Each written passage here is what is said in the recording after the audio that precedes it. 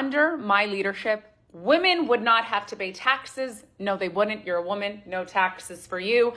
I don't know who needs to hear this, but if your man is paying for rent, it doesn't mean he's providing for you. He would have had to pay for rent with or without you there. Under my leadership, women would not have to pay taxes. No, they wouldn't. You're a woman. No taxes for you. Everything is a tax write-off for you. Next, tampons free. Pads free. Anything to do with menstrual cycle and pain is free, bitch. Next, we are going to stop funding male medical research. No more of it.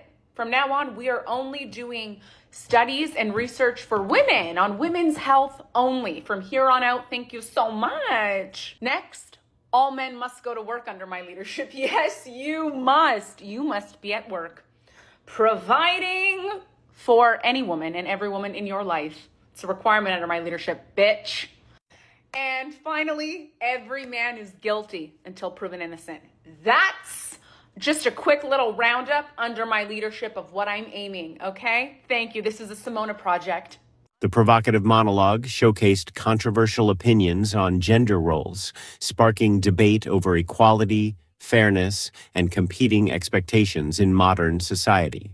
I don't know who needs to hear this, but if your man is paying for rent, it doesn't mean he's providing for you. He would have had to pay for rent with or without you there. Just got rejected by a guy at my gym, which is obviously no fun, but it's part of dating. He was on the machine I needed to use, so I was like, how many sets do you have left? He introduced himself. He was being friendly. I don't know. I got flirtatious vibes. And then I felt like we were kind of looking at each other. So at the very end, when he was about to leave, I ran up behind him and I was like, wait, I think you're really cute. I'd love to get your number. And he was like, oh, I'm sorry. I'm talking to someone. I was like, okay, she's a lucky girl. Haha. That is not going to stop me from doing that again in the future. I feel like I'm so in the middle when it comes to people approaching people in the gym, because I think about how I feel and I don't mind it. You know, people come up to me all the time. Hey, I know you from the internet. I've gotten people come up to me and say, you're beautiful, 10 out of 10. But when I come to the gym, I'm focused on myself. This is my me time. I don't want to like nobody at the gym, if that makes sense. Say you get into, you actually entertain a man, you exchange numbers, y'all talk, it don't work out. You still got to see him at the gym. I don't like that. Now it's kind of weird. It don't have to be weird,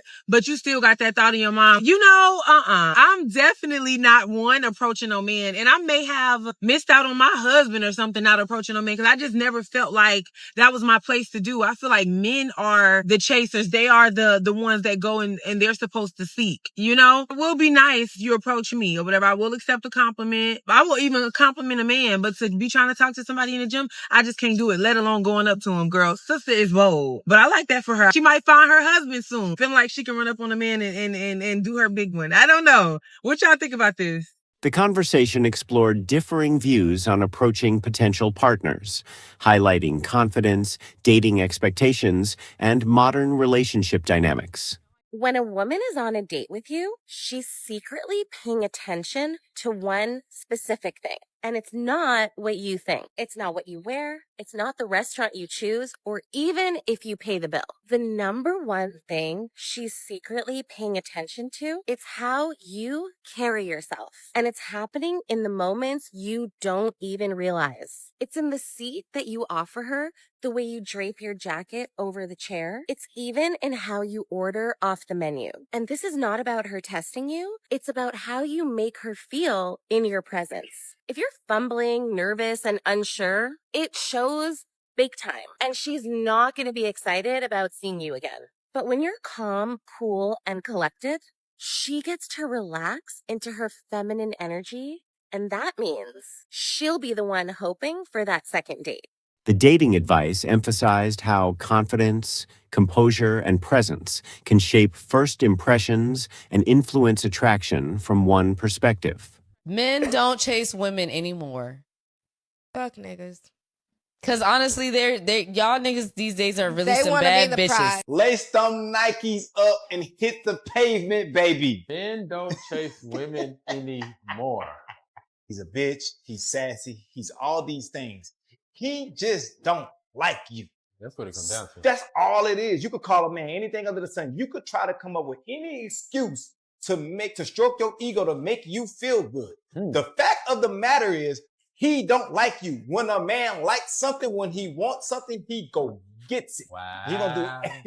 He gonna do everything that he need to do to go get it. He just don't like it. So stop trying to make up excuses for the man. That particular man that you talking about, he just doesn't like you. The man that like you is gonna do everything for you. You're dealing with a man that you have to chase, baby. You chose wrong. I'm not chasing you because I have standards. Yeah, for sure. Maybe you haven't reached my standards for me to chase you yet. What are we doing this chasing thing for? And let's say, for example, right, if you saying this man just... The debate highlighted conflicting perspectives on pursuit, attraction, and mutual effort, reflecting how modern dating expectations continue to divide opinions.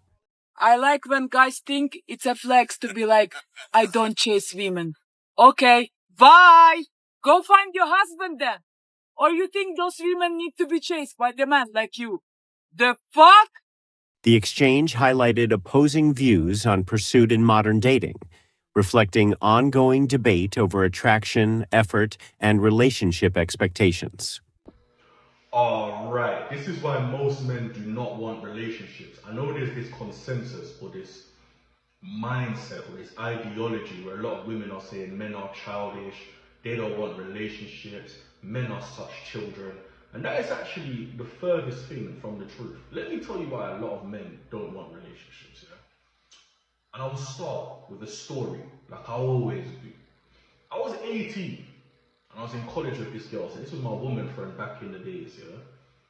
And one time she come to college, and she was bragging to me. She's like, yeah, I'm going to see Biz's party. I went, what? I want to go see Biz's party. This is back when the ER movement was jumping.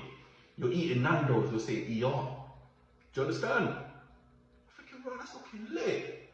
She said, yeah, I'm going with my older sister, yada, yada, yada. Do you understand? And she went, and it looked lit. Yeah? You see a lot of women around that time. They would deal with older men that were fraudsters, or trapping, or doing their thing, yeah? Picking them up outside the college in all these big boy cars. Do you understand? So all the little youths who are 18, 17, 16, they can't really fund that lifestyle at the time. You might be driving, but it's like a small little young boy car. You might have jewelry, but it's not like their man's jewelry. Do you understand? But here's what happens. A lot of these women have their fun and they reach 25, 26, and they're like, listen, we're settling down now. Do you understand? But all the guys that was their age group, that have grown up and made certain moves and they're making money and they're doing their thing, they now want to live that life. Do you understand? One thing women don't understand, a man's prime is not when he's young per se. In our life, yeah, we see our prime as the time when we had the most money. So you meet a guy who's probably broke until he was 29. From 29 to 31, he made the most money he's ever made. When he's a big man, he's only going to reminisce on when he was 29 to 31 and he made that money. He doesn't care about the other times. Do you understand? So when men grow up and now they can go on these holidays, now they can finance certain parties, now they can fund a certain lifestyle, the same women will look at them in their face and say, you're meant to settle down with me, you're childish. No, that's not fair. Do you understand? You got to party with the fraudsters and the drug dealers and have your fun. Now it's the man them's turn to have fun, to live this life. And now you want them to settle down with one woman. No, doesn't work like that. And that's the main reason a lot of men do not want to enter relationships. They feel like they've not lived their life yet. Do you understand? With a lot of women, it's kind of different. If they look a certain way, they'll get invited to certain places. With a lot of men, it's not really like that. So with regards to that now, all most men want to do is live this life. They want to be in Miami on a boat with the Badinas. They do. They want to be in Dubai, and Mykonos. Yeah, they want to live this life to the fullest. Have like 10 girls on their roster. Because they can now afford to live the life they saw in the rap videos. I don't think people understand yet. I've seen rap videos radicalize a lot of guys, myself included. When Fredo dropped Day at 100, when the ER moved... The commentary presented one perspective on why some men delay commitment, linking relationship choices to financial success, timing, and differing life priorities. Why are 33% of today's men lonely and sexless, as opposed to back during the free love movement? The porn addiction. Maybe it's because the standards have kind of changed. I know a lot of people look for certain things in men, like they want this height, this face, this style. And so maybe it's become a lot more selective to this group of men who appeal to women, in contrast where it was kind of everybody kind of fit the standard a little more. The discussion explored differing opinions on rising male loneliness, pointing to changing dating preferences, social habits, and evolving relationship expectations.